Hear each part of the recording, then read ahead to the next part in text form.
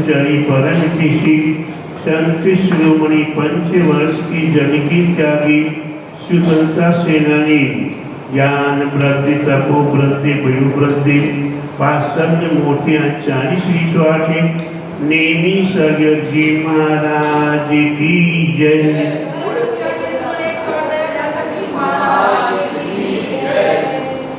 भव्य आत्माओं,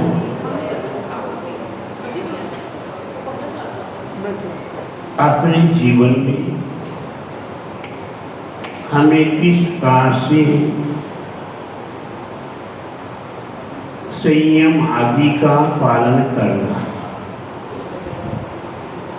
संयम आदि के पालन करने के लिए प्रत्येक भव्य आत्माओं को चाहिए नियम के साथ बंधना होगा। जिन्होंने नियम के साथ बंधना नहीं सीखा है वे कभी भी संयम का पालन नहीं कर सकते, चाहे वो नियम छोटा हो या बड़ा हो, अणु हो या महाव्रत हो। ये व्रत, ये नियम प्रत्येक भक्त आत्माओं को पालन करने के लिए हमारे आचार्यों ने निर्देश दिया है। यहाँ 17 प्रकार के नियम बताए हैं। इस 17 प्रकार के नियम में लगभग आपके जीवन की चर्या को संभालने के लिए, संयम को पालन करने के लिए बहुत कुछ सुरक्षित कर देते हैं। तो पहला नियम है, सबसे पहला नियम है भोजन। जैसा खावे अन्न वैसा होगा मन, जैसा पीवे पानी वैसी बोली। कोई कहता महाराज जी आप इसका कोई उदाहरण तो दीजिए। एक सदी है, जैसा खावे अन्न वैसा होगा मन, जैसा पीवे पानी वैसे बोले पानी। एक सदी है, सुनते चले आ रहे हैं, इसका कोई उदाहरण है। तो प्यारे बंधु, एक छोटा सा उदाहरण है। एक मुनिराज, कौन? एक दिगंबर मुनिराज, जिन्होंने पंच महाव्रतों का पालन करने का संकल्प लिया। महाव्रतों की धारी है, 28 मूल गुणों की धारक है और वो अनेकों उत्तर गुणों की पालक है। ऐसी दिगंबर मुनिराज एक नगर में आते हैं आहारचर्या के निमित्त से।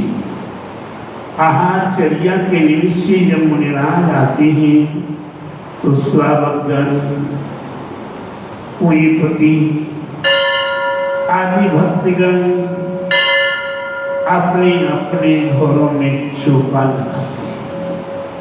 पहले के समय में, चतुर्थ काल के समय में या पंचम काल के प्रारंभ में साधु संत वसतिकाओं में नहीं रहती थी, धर्मशालाओं में, मंदिरों में नहीं रहती थी, जंगलों में साधना किया करती थी, पहाड़ों पर रहा करती थी, वृक्षों के नीचे बैठकर तप किया करती थी। ऐसे मुनिराज जंगल से विहार करते हुए नगर में प्रवेश करते हैं। आहारचर्या का समय था। नगर में चौका लगे हुए हैं। चौका का मतलब है 4 काल की जहाँ शुद्धि हो, द्रव्य शुद्धि, क्षेत्र शुद्धि, काल शुद्धि और भाव शुद्धि। ये 4 काल की जहाँ शुद्धियाँ हैं उसको कहते हैं चौका। और चौका के पहले क्या होता था? भोजनशाला,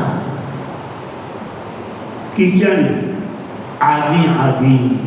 तो प्यारे बंधु, वे संसारी व्यक्तियों के लिए ये नाना काल की भोगों में, विलासताओं में दीन है, उन्हीं के लिए वो किशन आदि हुआ करते।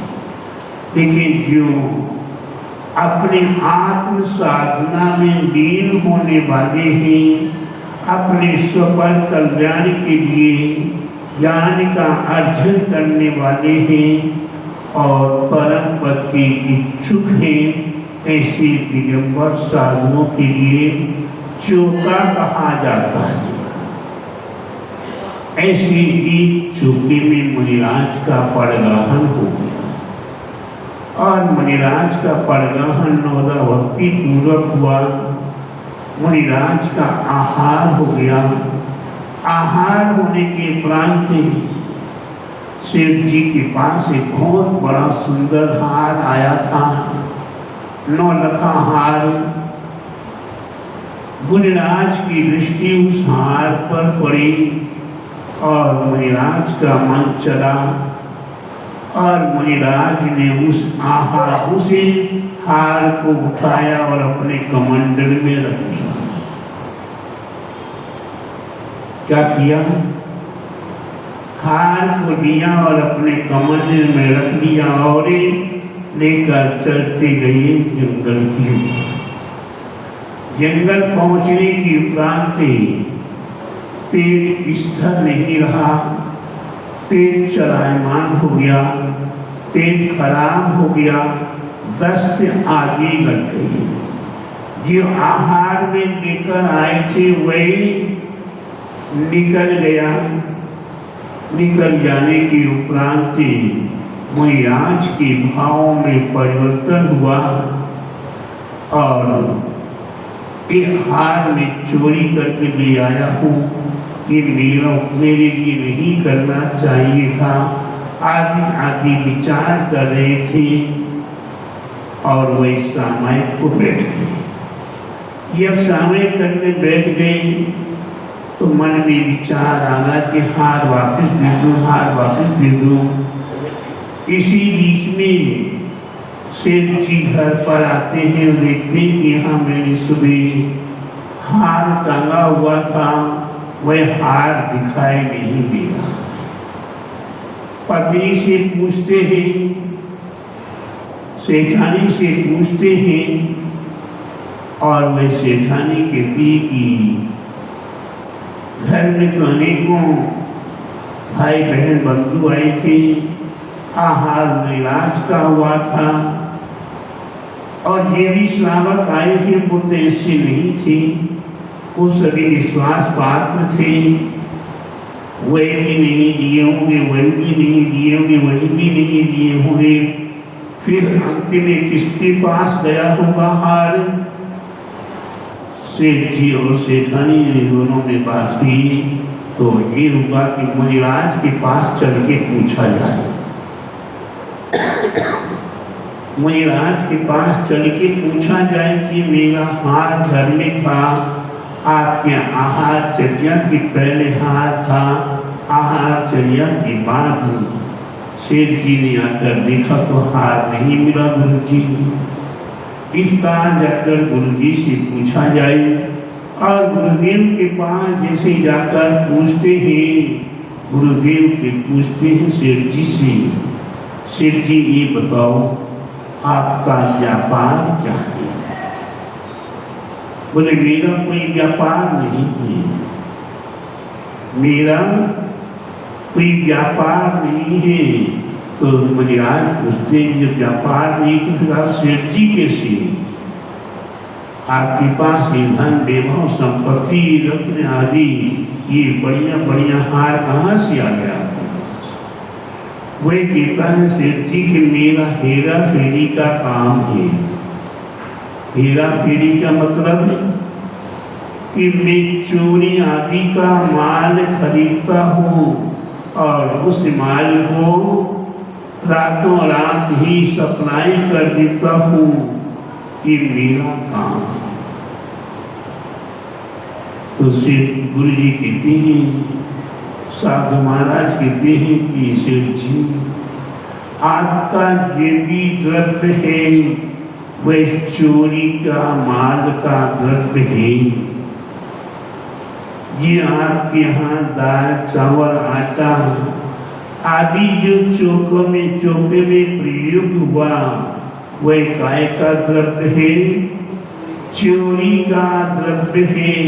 मैं महाव्रती हूँ। ईसा महाव्रती, अहिंसा महाव्रती आदि 5 महाव्रतों का मैं पालन कर रहा हूँ। और आपका आहार आपका भोजन जैसा था, उसे भोजन का मेरे ऊपर तत्काल ही परिणाम हुआ। तो मेरा उस हार को उठाने का भाव हो गया और मैं हार उठाकर लेकर आया हूँ। आने के उपरांत मेरा पेट खराब हो गया, दस्त आदि हुए, फिर समय करने का समय था। तो मैंने सोचा कि पहले समय कर लो, इसके उपरांत फिर मैं किसी भी प्रकार से ये रथ हारे 9 लखा हारे सेठ जी के यहाँ पहुँचाऊँगा। लेकिन सेठ जी आपने उपकार किया, आप मेरे पास ही पहुँच गए हैं और ये हार आप लीजिए। कहने का तात्पर्य जैसा खावे अन्न वैसा होगा मन। अगर आप साधु संतों के लिए चोरी का, बेईमानी का, बदमाशी का, डकैती का, छल कपट का द्रव्य साधु संतों के लिए आहार चर्या में देंगे तो साधु संतों के भी परिणाम बिगड़ने लगते हैं। तो प्यारे बंधु, ऐसे महाव्रती जनों के भाव भी जब बिगड़ सकते हैं अन्न के प्रभाव से, तो प्यारे बंधुओं सामान्य व्यक्तियों की तो कौन सी बड़ी बात है। आप जैसा जैसा करते हैं, जैसा जैसा खाते हैं, वैसे आपके परिणाम राग द्वेष की हुआ करते हैं, छल कपट के हुआ करते हैं। इसलिए प्रत्येक भव्यात्माओं को चाहिए, क्या चाहिए कि अपना भोजन जे हम ग्रहण करते हैं वह भोजन शुद्ध सात्विक हो, ईमानदारी की कमाई का हो। आप चाहे 1 रुपया कमाओ और चाहे 1 करोड़ कमाओ, प्यारे बंधु आप खाएंगे तो उतना ही, चाहे 1 रुपया कमाया तो और 1 करोड़ कमाया तो पहने की तन के ऊपर उतना ही जितना आप पहन सकते हो। छत आपको चाहिए रहने के लिए, तो चाहे 1 कमरा हो या 1 महल हो और चाहे पूरा नगर अपना ही क्यों ना हो। लेकिन प्यारे बंधु हमारे साथ कुछ जाएगा, हमारे साथ कुछ जाएगा। हमने जो हाय हाय करके और कमा लूं और कमा लूं और कमा लूं, हमने क्या किया है, जितना ज़्यादा कमाने का प्रयास किया है उतना ही ज़्यादा हमने पाप कर्म किया है। बिगड़ पाप कर्म किए आपके पास फूटी कौड़ी भी नहीं आ सकती है। हर कार्य में चाहे आरंभी हिंसा हो और चाहे उद्योगी हिंसा हो और चाहे संकल्पी हिंसा हो, आपकी हिंसा आपके द्वारा हो रही है। उस हिंसा का पाप आपके लिए लगेगा ही लगेगा, इसमें कोई आपको पाप से बचा नहीं सकता है। इसलिए प्रत्येक भव्यात्माओं को चाहिए कि हम ईमानदारी से कमाएं हमारे गणेश प्रसाद जी बरनी हुए, टोडरमल जी हुए, आदि अनेकों महापुरुष हुए, जी घर गृहस्थी में रहते हुए भी संकल्प कर दिया कि हमें 100 रुपये से ज़्यादा कमाना ही नहीं। जैसे 100 रुपया हमने कमा लिया, इतने गमछे हमारे बिक जाएंगे, उसके उपरांत हमें दुकान बंद करके साथ स्वाध्याय आदि आदि या पाठ आदि करेंगे। तो प्यारे बंधु, हमारे गणेश प्रसाद जी बरनी हुए, हमारे टोडरमल जी हुए और भी अनेकों विद्वान हुए जिनने साधुओं का समागम नहीं पाया, जिनने साधुओं का समागम नहीं पाया, केवल मात्र ग्रंथों का समागम पाया और उनने संयम का पालन करना प्रारंभ किया। तो प्यारे बंधु, हम उन्हीं के आचरणों को एवं हम अपने महापुरुषों को देखे 63 शाखा के पुरुष जिनकी 5 9 निधियां, 14 रत्न, 6 खंड के अधिपति, 96,000 रानियां, एकम 96,000 पुत्र पुत्रियां, आदि आदि कितना अपार अपार अपार विभव। और किसी चक्रवर्ती के साथ कुछ गया है, किसी चक्रवर्ती के पास साथ में कुछ गया है, कुछ भी नहीं गया। न चक्रवर्ती के साथ गया। हमारे 3 तीर्थंकर ऐसे हुए, ये कामदेव हुए, ये चक्रवर्ती हुए और जो तीर्थंकर बने। कामदेव हुए, उनके लिए स्वर्ग की देवांगनाएं भी उनको देखकर प्रसन्न हुआ करती थी, उनको लुभाने का प्रयास करती थी। ऐसी वे कामदेव थे। उसके उपरांत वह चक्रवर्ती बने और उसके उपरांत भी उसमें सुख नहीं था। क्या नहीं था? न कामदेव अवस्था में सुख था और न ही चक्रवर्ती अवस्था में सुख था। और प्यारे बंधु, उन्होंने संपूर्ण राज्यपाल वैभव का त्याग किया, तभी जाकर वह आज हमारे आपके लिए पूजनीय बने हैं। पूजनीय कोई ऐसी साधारण नहीं हो जाती। जिनने अपने जीवन में सब कुछ छोड़ा है, उन्हें सब कुछ प्राप्त हुआ। आप कुछ छोड़ोगे तो कुछ मिलेगा, कुछ छोड़ोगे तो कुछ मिलेगा, और थोड़ा ज़्यादा छोड़ोगे तो और ज़्यादा मिलेगा। और जब आप सब कुछ छोड़ दोगे, मैंने कल आपको बताया था, एक नियम लेने मात्र से, एक छोटा सा नियम केवल मात्र कुम्हार का देखना है, उसके उपरांत भोजन ग्रहण करना है। वही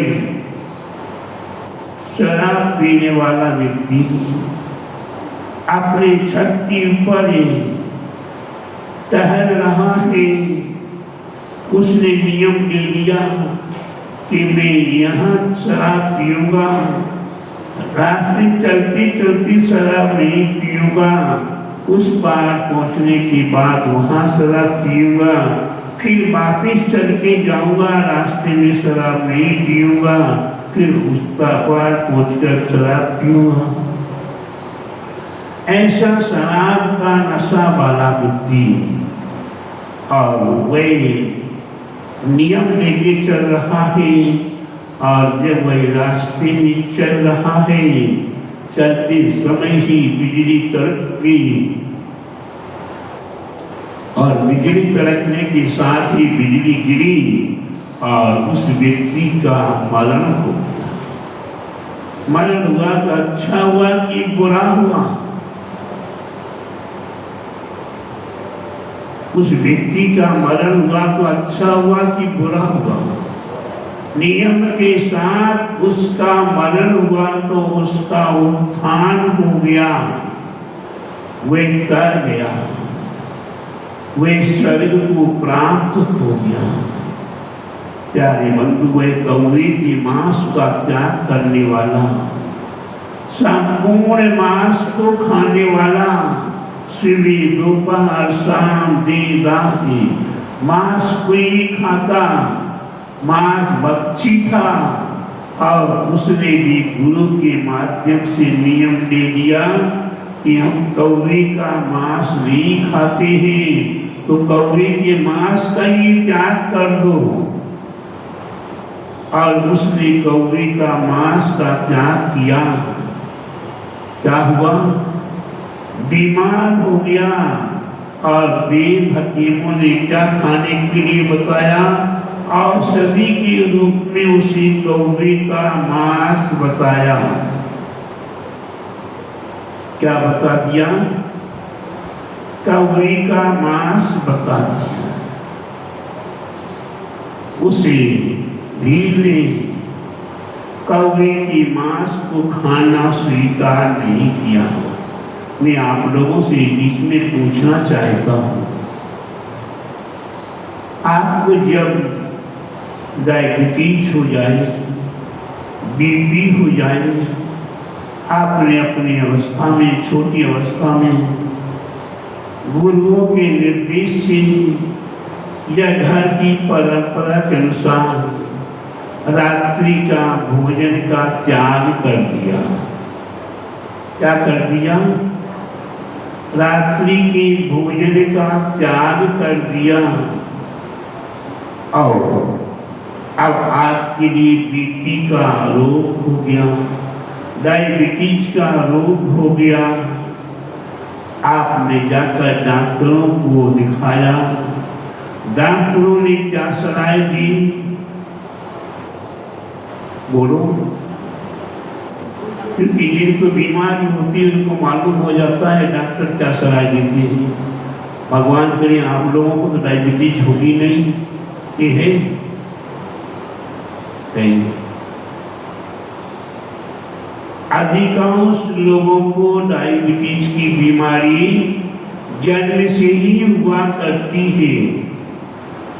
अब वह किसी को हाई हो जाए, किसी को लो हो जाए, तो डॉक्टर क्या सलाह देते हैं? आप खाली पेट मत रखना, हर घंटे 2 घंटे में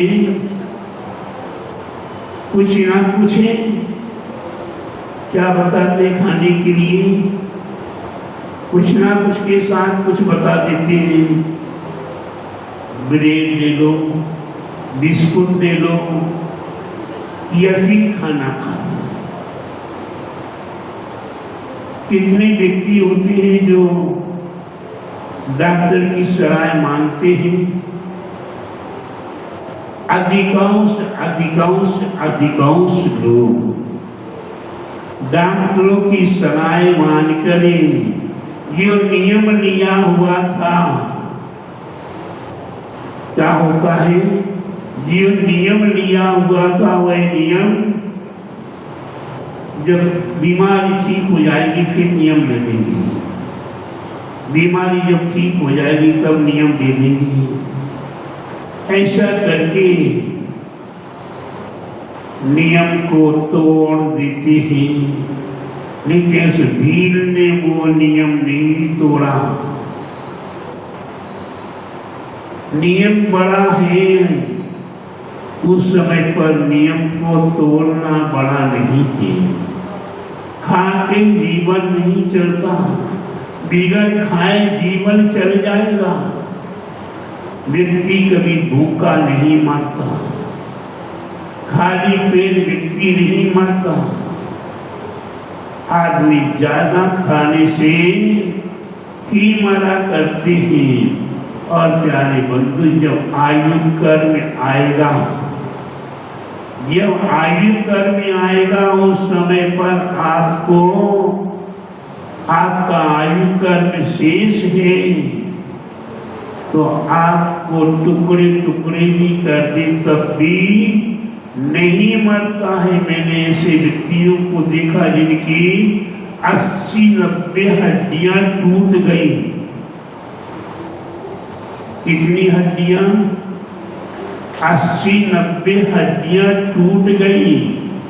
वे व्यक्ति आपके लखनऊ में आज भी मौजूद है। कितनी हड्डियां? 80-90 हड्डियां टूटने के बाद भी वह व्यक्ति आज भी लखनऊ के अंदर मौजूद है। हंसराज जेल करके आज भी मौजूद है। प्यारी बंधु, और मैं आपके सामने बैठा हूं, 107 डिग्री बुखार हो गया, अपना आपा खो दिया, लेकिन इसके उपरांत भी नहीं मरी।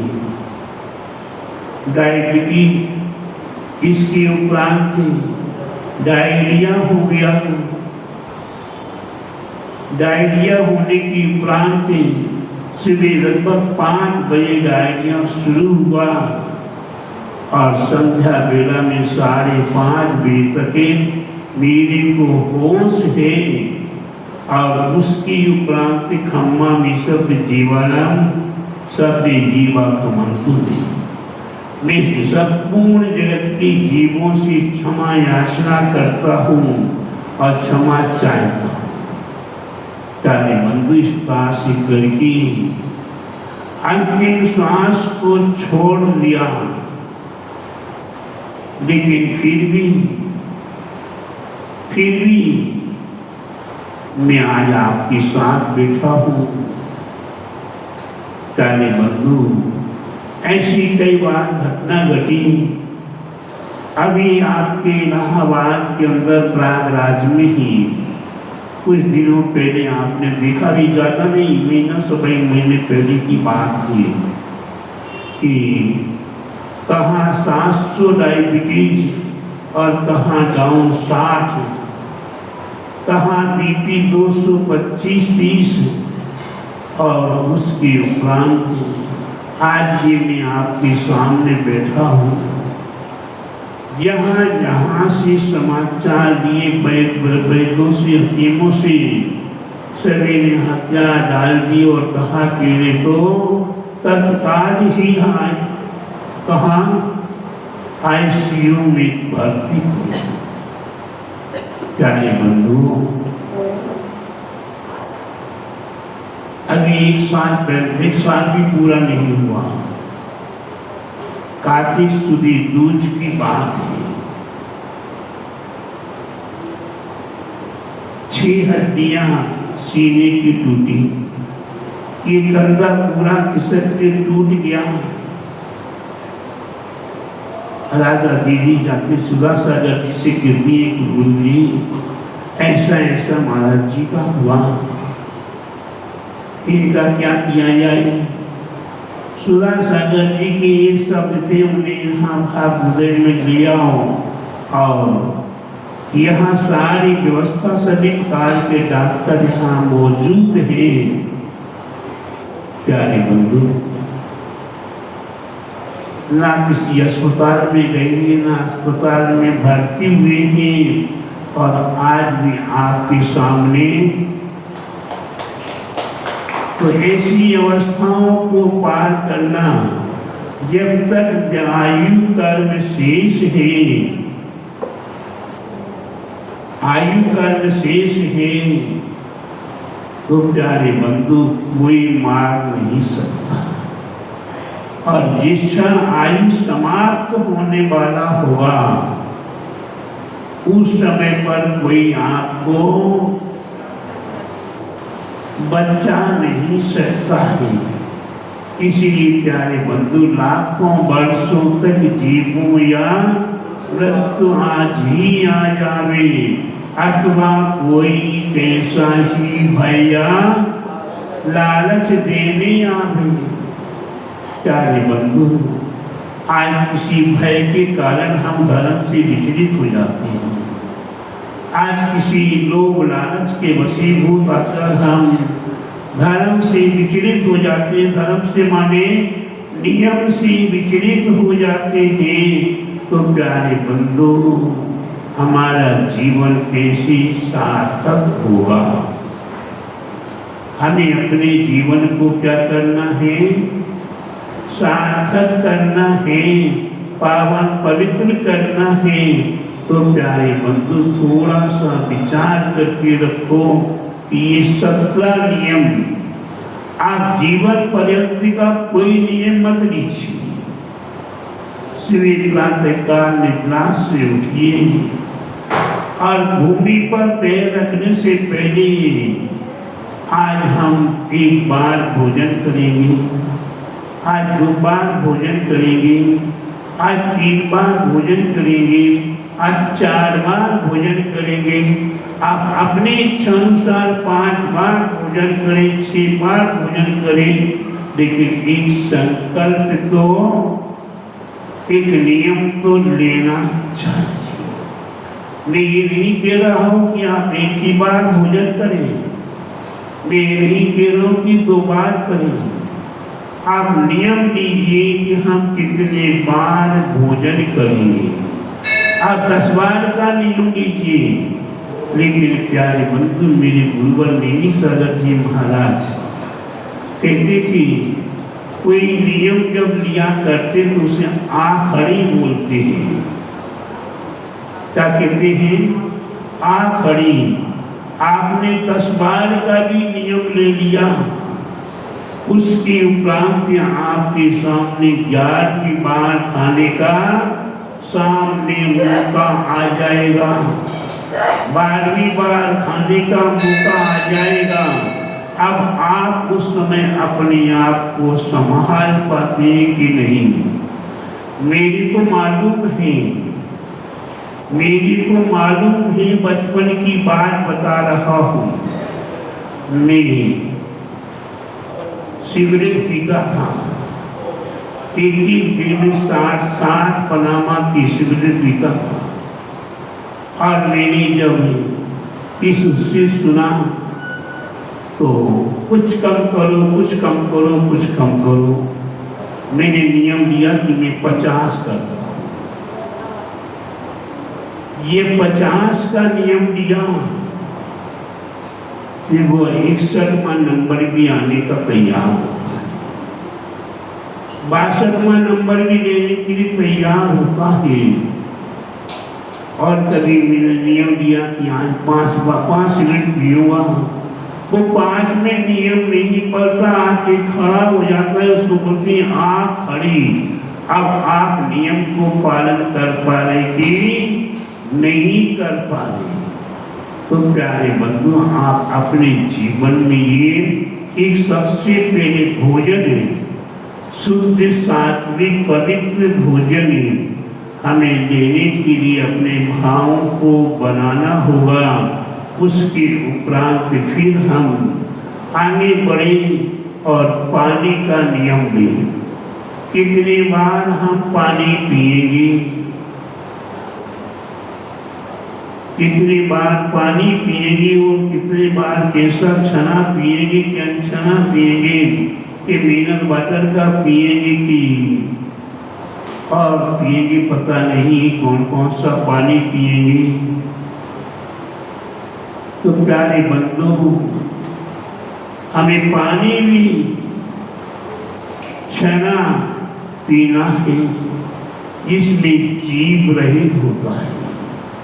और अनछना पानी, अगर आपने पानी कुएं से निकाला, छान के रखा, 48 मिनट के उपरांत भी हुए पानी फिर छानने के योग्य हो जाता है और उसमें सूक्ष्म जीवों की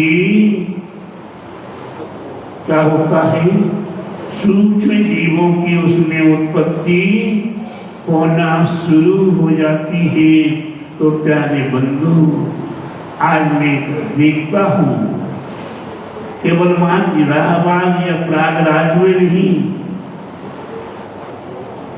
कई वर्षों से देख रहा हूँ, क्योंकि मंदिरों में धर्मशालाओं में रुकना होता है और सामाजिक स्तर पर कोई भोजन आदि सामूहिक जब हुआ करते हैं तो पानी कहाँ से दिया जाता है। फिर जो नल का पानी आ रहा होगा या कुएं का पानी आ रहा होगा रोज, वे तो भूल जाते हैं। और कहाँ का पानी, वे फैक्ट्री से पानी मंगाते हैं, प्लास्टिक के पात्र में वह पानी आता है, 20 लीटर का, 25 लीटर का, 50 लीटर का, आदि प्लास्टिक में वो पानी आ रहा है। वो पानी कब छना है, किसने छाना है, उसमें क्या क्या और मिला है, आपको मालूम है? आपको मालूम है? ऐसा कौन व्यक्ति है वो वहां पानी भी नहीं पीते हैं? हमारी जैन सिद्धांत का नियम है, हमारे जैन सिद्धांत के जैन बंधुओं का नियम है, जैनी कहलाने से पहले 3 नियम हमें लेना होंगे। कौन कौन से नियम? देवादिदेव जिनेन्द्र भगवान का दर्शन करना, इनका दर्शन करना, देवादिदेव वीतराग प्रभु हितोपदेशी हमारे आराध्य प्रभु, हमारे सिद्ध प्रभु का दर्शन करना। अब कोई पूछता है, हमारे नन्हे मुन्ने प्यारे प्यारे बच्चे होते हैं, वे पूछते कि दर्शन करने से क्या मिलता। एक बार की बात याद आ गई, आचार्य विद्यासागर जी महाराज के संग में था। आहारचर्या के उपरांत आचार्य विद्यासागर जी महाराज सतना में बैठे हुए थे और एक बालक आता है, 3-4 साल का बच्चा था। आचार्य विद्यासागर जी महाराज सभी से जल्दी बात नहीं करते थे। उस बच्चे को देखकर आचार्य विद्यासागर जी के भी मन चले और मन चलने के उपरांत उस बालक से बात करने के भाव हुए और उस बालक ने चावल चढ़ाया। गुरुवर कहते हैं कि बेटा तुम मंदिर रोज आते हो? बोले हाँ महाराज जी, मंदिर में रोज आता हूं। बेटा मंदिर आने से तुम्हें क्या मिलता है? आचार्य विद्यासागर जी पूछ रहे हैं कि मंदिर आने से तुम्हें क्या मिलता है? वह बड़े प्रेम से उत्तर देता, महाराज जी मंदिर आने से मेरे को चाय नाश्ता मिला करता है, क्योंकि माँ कहती कि बेटा मंदिर नहीं जाओगे तो चाय नहीं मिलेगी, मंदिर नहीं जाओगे तो नाश्ता नहीं मिलेगा। तो मैं मंदिर जाता हूँ और घर पहुँचते ही फटाफट माँ मेरे को चाय भी देती है, नाश्ता भी देती है। वह बालक वो आचार्य श्री से पूछता है, गुरुजी मैं आपसे पूछूं? बोले पूछो। मंदिर ही गुरुजी आप मंदिर में रहते हैं? महाराज जी आप मंदिर में रहते तो आपको क्या मिलता है? मैं तो थोड़ी देर के लिए मंदिर आता हूँ तो मेरे को चाय नाश्ता। आप मंदिर में ही रहते हो तो आपको क्या मिलता है? आचार्य श्री को उत्तर देने के लिए आधा मिनट इंतजार करना पड़ा। अब उस बालक के उस हाथ से बालक के रूप में ही उसे उत्तर देना होगा। अब गुरुजी आए, आचार्य सिंह क्या उत्तर देते हैं कि बेटा मैं मंदिर में रहता हूँ तो मेरे को दूध, मलाई, रबड़ी, रस आदि सभी कुछ मना के लोग दिया करते हैं। बोला बच्चा बहुत अच्छी बात है महाराज जी, हम भी बड़े होकर क्या बनेंगे, महाराज जी बनेंगे और मंदिर में रहेंगे। कहने का तात्पर्य जब वो बालक चला गया तो मैंने गुरुजी से पूछा, गुरुदेव आपने उस बालक से पूछा वो बहुत अच्छी बात है, और आपसे बालक ने पूछा तो आपने जो उत्तर दिया वह मेरे गले में उतरा। बोली बेटा वह बच्चा था, उस बच्चे को जिस भाषा में उसे समझ में आएगा उसी भाषा में समझाया जाए। ठीक प्यारे बंधुओं, हम प्रत्येक भव्य आत्माओं को चाहिए कि शुद्ध सात्विक पहले जिनेन्द्र भगवान के भावों से, जिनेन्द्र भगवान के भाव शुद्ध पवित्र भावों से हमें दर्शन करना है देवानी देव की। दूसरा नियम कौन सा है, पानी छान कर प्रयोग में लेना। कई जगह लिखा है कि पानी छान के भी पीना। पानी छान के पीना मैंने बचपन में देखा है कि पहली सदी के पास रुमाल हुआ करता था। कोई भी कहीं पानी पीने का अवसर आता है वे रुमाल अपने हाथ में ले लेते और फिर या मुख पर रुमाल लगा लेते और पानी पी लेते। हमने माता बहनों को देखा, उनने अपना पल्ला आने किया और मुख पे लगाया, ऊपर से पानी पी लिया। तो ये पानी छानने की बात है, तो ये पानी छानने का निमित्त बनाया। तीसरा नियम कौन सा, रात्रि में भोजन नहीं करना। रात्रि में भोजन क्यों नहीं करना, रात्रि में भोजन क्यों नहीं करना, तो जिन सिद्धांत के अंदर या अन्य अन्य सिद्धांतों में भी इसका बहुत बड़ा उल्लेख किया हुआ है। एक अन्य संप्रदाय का ग्रंथ है, मार्तंड ऋषि का लिखा हुआ मार्तंड काव्य ग्रंथ है।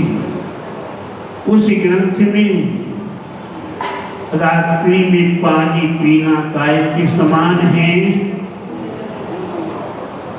पुण्य के समान है, और रात्रि में खाना खाना काय के समान।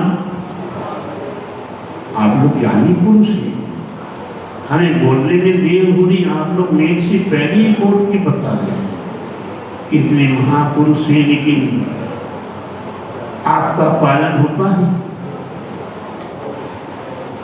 रात्रि में भोजन करना मांस खाने के बराबर है।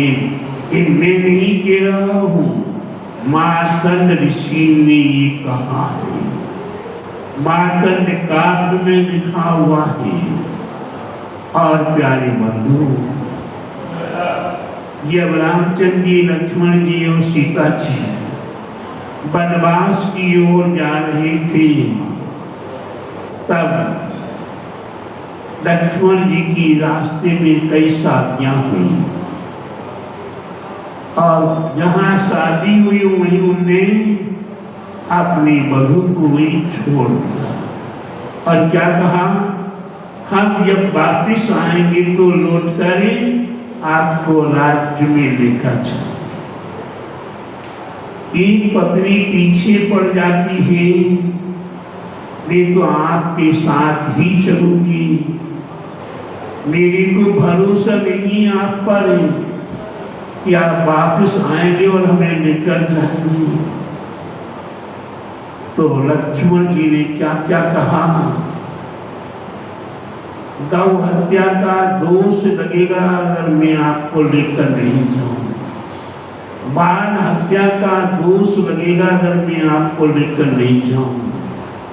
उसके उपरांत भी वह श्रीमानमती, वह पत्नी उसकी मानने को तैयार नहीं। अंत में क्या कहा, रात्रि भोजन का त्याग, रात्रि भोजन करने का जो पाप है वही लगेगा।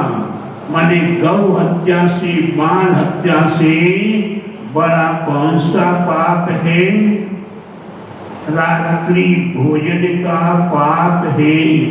तो प्यारे बंधु, ये सिद्धांत तो और भी गहरा है और भी सूक्ष्म बात को कहता है। मेरे गुरुवर नैमी सागर जी महाराज कहते थे, रात्रि का बना हुआ भोजन भी, रात्रि का बना हुआ भोजन भी नहीं करना चाहिए। अगर करते हो तो वह क्या है, वो अपनी भाषा में कहते थे गुरुदेव, वह मच्छर पाक है।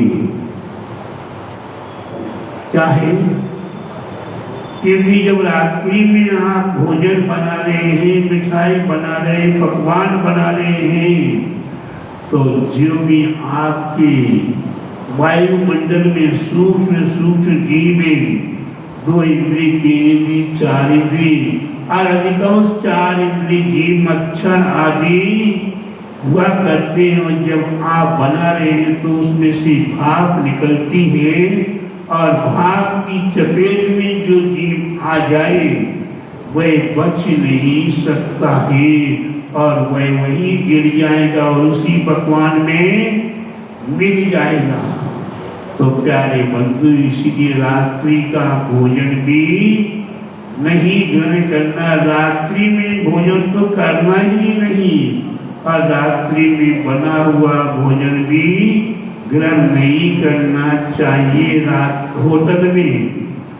होटलों में जितना अधिकांश मिष्ठान बना करते हैं, वे कब बना करते हैं, दिन